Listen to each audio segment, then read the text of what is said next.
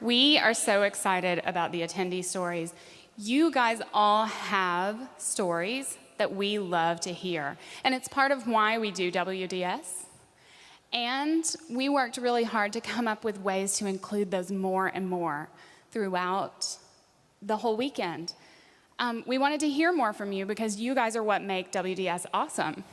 And so what we've done is we curated a few from some of the stories that were submitted. We had more than 250 stories submitted a few weeks ago. And next, we're going to hear from Debbie Weil, who's going to tell us about her own adventure of a gap year at age 60.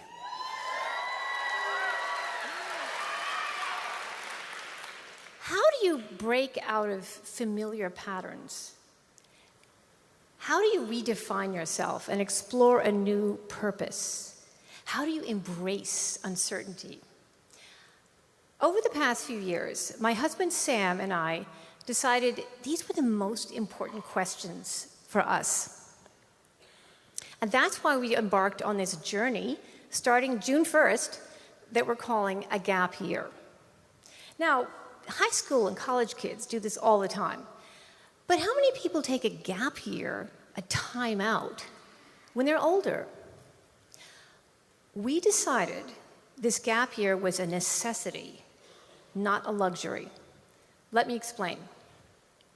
For us, the uncertainty of life was no longer being held at bay by our respective careers and work, you know, the stuff that keeps you too busy to think.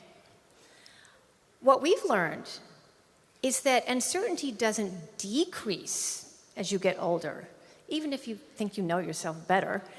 It increases because the greatest uncertainty, death, is closer. And you realize more acutely, this is not a rehearsal. This is your one chance. It's so easy to forget that or pretend it applies to someone else. So we decided to face this greatest fear, the fear of uncertainty, together, and to change our lives, to redefine our lives while we have the chance this year.